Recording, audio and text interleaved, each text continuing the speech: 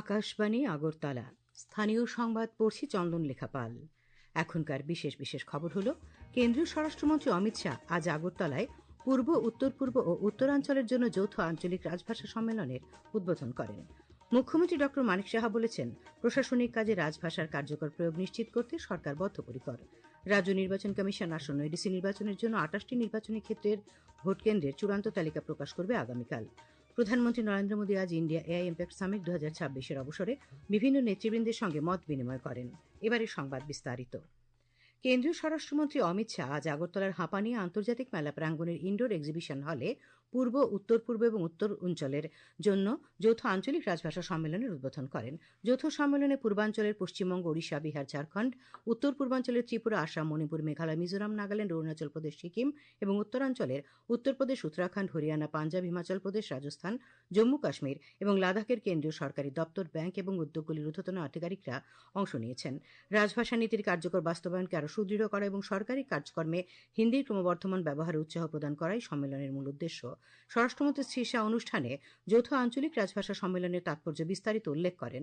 ত্রিপুরায় ভাষাগত সম্প্রীতির কথা তুলে ধরে তিনি বলেন, বাংলা, হিন্দি ও ককবরক এই তিনটি ভাষা ত্রিপুরায় সমান্তরালভাবে প্রচলিত এবং মানুষ পারস্পরিক শ্রদ্ধাবোধ বজায় রেখে এই ভাষাগুলি ব্যবহার করছেন। ভাষাগত বৈচিত্র্যের মধ্যেই ত্রিপুরা উন্নয়নের পথে এগিয়ে চলেছে। স্বরাষ্ট্রমন্ত্রী বলেন, স্থানীয় ভাষা সংরক্ষণ ও প্রসার জাতীয় ঐক্যকে আরও সুদৃঢ় করে। কেন্দ্রীয় স্বরাষ্ট্রমন্ত্রী দেশের উত্তর পূর্বাঞ্চলের সংস্কৃতির ভাণ্ডার হিসেবে উল্লেখ করেন। তিনি বলেন, এই অঞ্চলের প্রতিটি রাজ্যে নিজস্ব ঐতিহ্য ও সামাজিক রীতিনীতি ভারতের সাংস্কৃতিক বৈচিত্র্যকে সমৃদ্ধ করেছে। क्योंकि किसी भी बच्चे को अगर कोई भी चीज सरलता से समझानी है तो वो सरलता से समझाने का माध्यम उसकी माँ की भाषा ही हो सकती है और कोई भाषा नहीं हो। आप भी जब किसी और भाषा बोलते होंगे, अगर आप बंगाली बोलते हैं तो पहले आपका दिमाग बंगाली में अनुवाद करेगा, फिर इसका जवाब बंगाली में तैयार करेगा और फिर अन्य भाषा में भाषांतरित कर वो बोलेगा। अगर ये बात बच्चे को करनी पड़ती है तो इसकी सीखने की क्षमता 1/3 हो जाती। इसीलिए भारत सरकार ने तय किया है कि बच्चों की प्राथमिक शिक्षा अपनी भाषा में होगी, अपनी भाषा में ही बच्चे प्राथमिक शिक्षा पूरी करेंगे। অনুষ্ঠানে মুখ্যমন্ত্রী ড মানিক সাহা বলেন, প্রশাসনিক কাজে রাজভাষার কার্যকর প্রয়োগ নিশ্চিত করতে সরকার বদ্ধপরিকর। তিনি উল্লেখ করেন, মাতৃভাষার মর্যাদা রক্ষা ও সরকারি দপ্তরে রাজভাষার ব্যবহার বাড়াতে ইতিমধ্যে একাধিক পদক্ষেপ নেওয়া হয়েছে। সরকারি নথিপত্র, দাপ্তরিক চিঠিপত্র এবং জনসেবামূলক কার্যক্রমে রাজভাষার ব্যবহার বাড়ানোর উপর জোর দেন তিনি। বক্তব্য রাখেন কেন্দ্রীয় স্বরাষ্ট্র প্রতিমন্ত্রী বি সঞ্জয় কুমার, ত্রিপুরা বিশ্ববিদ্যালয়ের হিন্দি বিভাগীয় প্রধান ড মিলন রানী জমাতিয়া, নাগাল্যান্ডের নাগরিলিপি পরিষদের চেয়ারপারসন ড বিপি ফিলিপ। স্বাগত ভাষণ দেন কেন্দ্রীয় রাজভাষা বিভাগের সচিব অংশুলি আর্য। উপস্থিত ছিলেন সাংসদ বিপ্লব কুমার দেব, রাজীব ভট্টাচার্য, কৃতিদেবী দেববর্মা এবং রাজ্য মন্ত্রিসভার সদস্যরা। অনুষ্ঠানে বিভিন্ন কেন্দ্রীয় দপ্তর, ব্যাংক এবং উদ্যোগকে রাজভাষা বাস্তবায়নে উৎকৃষ্ট কর্মদক্ষতার জন্য পুরস্কৃত করা হয়। একই সঙ্গে উল্লেখযোগ্য কাজের জন্য নগর রাজভাষা বাস্তবায়ন কমিটিগুলিকে নারাকাস রাজভাষা সম্মান প্রদান করা হয়। অধিবেশনে রাজভাষা বিভাগের রাজভাষা ভারতের উত্তর পূর্ব বিশেষ সংখ্যার আনুষ্ঠানিক প্রকাশ করা হয়। পাশাপাশি ভারতীয় ভাষা ও রাজভাষা, হিন্দি, কালজয়ী কৃতিসমূহ এবং অমৃতবাণী সংস্কৃতের কালজয়ী প্রেরণাদায়ক শ্লোক নামে দুটি বইয়ের আনুষ্ঠানিক প্রকাশ করা হয়। অনুষ্ঠানে বিভিন্ন ব্যাংক, সাহিত্য প্রতিষ্ঠান এবং অন্যান্য সংস্থার পক্ষ থেকে প্রদর্শনী মণ্ডপ খোলা হয়, যেখানে রাজভাষা সম্পর্কিত বিভিন্ন নতুন উদ্যোগ এবং কার্যকলাপ তুলে ধরা হয়। স্বরাষ্ট্রমন্ত্রী অমিত শাহ আসামের কাছাড় জেলার কাঠিগড়ায় ভারত বাংলাদেশ সীমান্ত এলাকার নাতানপুরে ভাইব্রেন্ট ভিলেজ প্রোগ্রাম দ্বিতীয় পর্বের সূচনা করেন। তিনি অনুষ্ঠানে বলেন, প্রধানমন্ত্রী নরেন্দ্র মোদী সীমান্তবর্তী এলাকার উন্নয়নের জন্য বেশ কিছু পদক্ষেপ নিয়েছেন।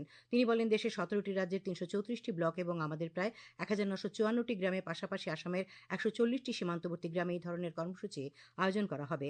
অসমে অবৈধ দখলদারিত্বকে সবচেয়ে বড় সমস্যা হিসেবে উল্লেখ করে স্বরাষ্ট্রমন্ত্রী বলেন, দখলদাররা বেশ কয়েকটি গ্রাম দখল করে রেখেছে। তিনি বলেন, ভারতীয় জনতা পার্টির সরকার গত 10 বছরে দখলদারিত্ব বন্ধে কার্যকর পদক্ষেপ নিয়েছে। মন্ত্রী বলেন, গত 10 বছর আসামের উন্নয়নের জন্য কেন্দ্রীয় সরকার প্রায় 15 লক্ষ কোটি টাকা বরাদ্দ করেছে। রাজ্য নির্বাচন কমিশন আসন্ন এডিসি নির্বাচনের জন্য 28টি নির্বাচনী ক্ষেত্রের ভোট কেন্দ্রের চূড়ান্ত তালিকা প্রকাশ করবে আগামীকাল। এদিকে এডিসি নির্বাচনের জন্য খসড়া ভোটার তালিকা প্রকাশ করা হবে আগামী 27 ফেব্রুয়ারি। ওই দিন থেকেই খসড়া ভোটার তালিকার উপর দাবি আপত্তি গ্রহণ করা হবে, চলবে 6 মার্চ পর্যন্ত। দাবি আপত্তি নিষ্পত্তি করা হবে 10 মার্চ। চূড়ান্ত ভোটার তালিকা প্রকাশ করা হবে আগামী 13 মার্চ। ভারতের নির্বাচন কমিশন কর্তৃক ত্রিপুরার জন্য 2025 সালের 1 অক্টোবর প্রকাশিত সর্বশেষ চূড়ান্ত ভোটার তালিকার ভিত্তিতে এডিসি নির্বাচনের জন্য চূড়ান্ত ভোটার তালিকা প্রকাশ করবে রাজ্য নির্বাচন কমিশন। এডিসি নির্বাচন নির্বাচনী প্রক্রিয়া পরিচালনার জন্য রাজ্য নির্বাচন কমিশন ইতিমধ্যে 8 জেলার জেলাশাসককে জেলা নির্বাচনী আধিকারিক হিসেবে নিযুক্ত করেছে। তাছাড়া এডিসির 28টি আসনের জন্য নির্বাচন নিবন্ধন আধিকারিক নিযুক্ত করেছে রাজ্য নির্বাচন কমিশন। ভারতীয় নির্বাচন কমিশনের আদেশ অনুসারে ধর্মনগর বিধানসভা কেন্দ্রের উপনির্বাচনের জন্য চূড়ান্ত ভোটার তালিকা প্রকাশিত হবে আগামী 28শে ফেব্রুয়ারি। খসড়া ভোটার তালিকা প্রকাশ করা হয়েছিল গত 22শে জানুয়ারি। খসড়া ভোটার তালিকার উপর গৃহীত দাবি আপত্তিসমূহের নিষ্পত্তির কাজ শেষ করা হবে আগামীকাল। রাজ্য নির্বাচন দপ্তর সূত্রে খবর জানা গেছে। খবর প্রচারিত হচ্ছে আকাশবাণীর আগরতলা কেন্দ্র থেকে। প্রধানমন্ত্রী নরেন্দ্র মোদী আজ নতুন দিল্লিতে ইন্ডিয়া এআই ইম্প্যাক্ট সামিট 2026-এর অবসরে লিচেনস্টাইন বংশোদ্ভূত যুবরাজ প্রিন্স অ্যালোইসের সঙ্গে দ্বিপাক্ষিক বৈঠক করেন। বিদেশ মন্ত্রক জানিয়েছে, বৈঠকে উভয় নেতা বিভিন্ন ক্ষেত্রে দ্বিপাক্ষিক সহযোগিতা পর্যালোচনা করেছেন। তারা ভারত ইএফটিএ বাণিজ্য, অর্থনৈতিক অংশীদারিত্ব চুক্তির গতিবেগের উপর ভিত্তি করে ভারত ও লিচেনস্টাইনের মধ্যে বিশেষ করে বাণিজ্য, বিনিয়োগ এবং উদীয়মান প্রযুক্তির ক্ষেত্রে, যার মধ্যে এআই উদ্ভাবন এবং দক্ষতা উন্নয়ন অন্তর্ভুক্ত, আরও গভীর সহযোগিতা বৃদ্ধিতে সম্মত হয়েছেন। প্রধানমন্ত্রী স্লোভাক প্রজাতন্ত্রের রাষ্ট্রপতি পিটার পেলেগ্রিনির সঙ্গে দ্বিপাক্ষিক বৈঠক করেন। তারা দ্বিপাক্ষিক সম্পর্কে সম্পূর্ণ পরিসর পর্যালোচনা করেন এবং বাণিজ্য, বিনিয়োগ, ডিজিটাল প্রযুক্তি, প্রতিরক্ষা, মহাকাশ, জ্বালানি, সংস্কৃতি এবং জনগণের সঙ্গে জনগণের সংযোগ সহ বিভিন্ন ক্ষেত্রে সহযোগিতা বৃদ্ধির বিষয় নিয়ে আলোচনা করেন। উভয় নেতাই ভারত ইইউ-এফটিএ এবং ভারত ইইউ যৌথ ব্যাপক কৌশলগত এজেন্ডা 2030 গ্রহণের ফলে সৃষ্ট সম্পর্কের নতুন গতিকে স্বাগত জানান। প্রধানমন্ত্রী মোদী আজ শ্রীলঙ্কার রাষ্ট্রপতি অনুরা কুমার দিশানায়েকের সঙ্গে দ্বিপাক্ষিক বৈঠক করেছেন। সামাজিক মাধ্যমে শ্রী মোদী বলেছেন যে তারা শক্তি, সংযোগ, পরিকাঠামো, স্বাস্থ্যসেবা, দক্ষতা, সংস্কৃতি, নীল অর্থনীতি এবং আরও অনেক ক্ষেত্রে সহযোগিতার উপায় নিয়ে আলোচনা করেছেন। প্রধানমন্ত্রী শ্রী মোদী এবং মরিশাসের প্রধানমন্ত্রী ড নবীন চন্দ্র রামগুলাপ আজ দ্বিপাক্ষিক বৈঠকে ভারত মরিশাস বর্ধিত কৌশলগত অংশীদারিত্বকে আরও শক্তিশালী করার জন্য, বিশেষ করে উভয় দেশের জনগণের অগ্রগতি ও সমৃদ্ধির জন্য উদীয়মান প্রযুক্তি ব্যবহারে ঘনিষ্ঠভাবে কাজ করার প্রতিশ্রুতি পুনর্ব্যক্ত করেন। জাতিসংঘের মহাসচিব আন্তোনিও গুতেরেস এবং প্রধানমন্ত্রী মোদীর মধ্যে বৈঠককালে উভয়ে জাতিসংঘের সংস্কার, বিশেষ করে বৈশ্বিক দক্ষিণকে আরও বেশি করে তুলে ধরার বিষয়ে দৃষ্টিভঙ্গি বিনিময় করেন। আগামীকাল আন্তর্জাতিক মাতৃভাষা দিবস। এই উপলক্ষে রাজ্যভিত্তিক অনুষ্ঠান আগামীকাল বেলা 12টায় আগরতলা সুকান্ত একাডেমি অডিটোরিয়ামে অনুষ্ঠিত হবে। অনুষ্ঠানের উদ্বোধন করবেন উচ্চশিক্ষামন্ত্রী কিশোর বর্মন। আগামীকাল 21শে ফেব্রুয়ারি আন্তর্জাতিক মাতৃভাষা দিবস উপলক্ষে জোলাইবাড়িতে আজ আন্তর্জাতিক বাংলা ভাষা ও সংস্কৃতি সমিতির উদ্যোগে অনির্বাণ মেমোরিয়াল একাডেমিতে গান, কবিতা, নৃত্য, আলোচনা সভা অনুষ্ঠিত হয়।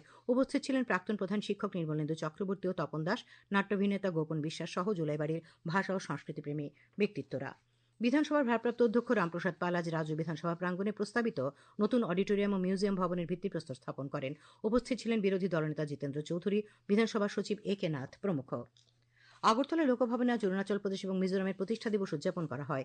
এই উপলক্ষে আয়োজিত অনুষ্ঠানে রাজ্যপাল ইন্দ্রসেনা রেড্ডি নাল্লু কর্মসূত্রে ত্রিপুরায় বসবাসকারী দুরাজ্যের বাসিন্দাদের সম্বর্ধিত করেন। তিনি দুরাজ্যের প্রাকৃতিক পরিবেশ, মানুষ ও সংস্কৃতির কথা তুলে ধরেন। তিনি বলেন, প্রধানমন্ত্রী নরেন্দ্র মোদীর ভাবনা অনুসারে এই দুই সীমান্তবর্তী রাজ্য দেশের প্রাণকেন্দ্রের মতো গুরুত্ব পাচ্ছে।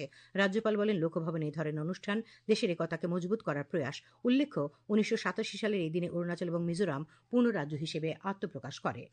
আবহাওয়া। আগামীকাল আকাশ আংশিক মেঘাচ্ছন্ন থাকবে। আজ দিনের সর্বোচ্চ তাপমাত্রা ছিল 32.4 ডিগ্রি সেলসিয়াস এবং সর্বনিম্ন 15.4 ডিগ্রি সেলসিয়াস।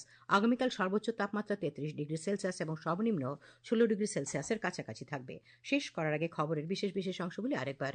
কেন্দ্রীয় স্বরাষ্ট্রমন্ত্রী অমিত শাহ আজ আগরতলায় পূর্ব, উত্তর পূর্ব এবং উত্তরাঞ্চলের জন্য যৌথ আঞ্চলিক রাজভাষা সম্মেলনের উদ্বোধন করেন। মুখ্যমন্ত্রী ড মানিক সাহা বলেছেন, প্রশাসনিক কাজে রাজভাষার কার্যকর প্রয়োগ নিশ্চিত করতে সরকার বদ্ধপরিকর। রাজ্য নির্বাচন কমিশন আসন্ন এডিসি নির্বাচনের জন্য 28টি নির্বাচনী ক্ষেত্রের ভোটকেন্দ্রের চূড়ান্ত তালিকা আগামীকাল প্রকাশ করবে। প্রধানমন্ত্রী নরেন্দ্র মোদী আজ ইন্ডিয়া এআই ইম্প্যাক্ট সামিট 2026-এর অবসরে বিভিন্ন নেতৃবৃন্দের সঙ্গে মত বিনিময় করেন। স্থানীয় সংবাদ আজ এখানেই শেষ হলো। পরবর্তী বাংলা স্থানীয় সংবাদ শোনা যাবে আগামীকাল সকাল 7:35 মিনিটে।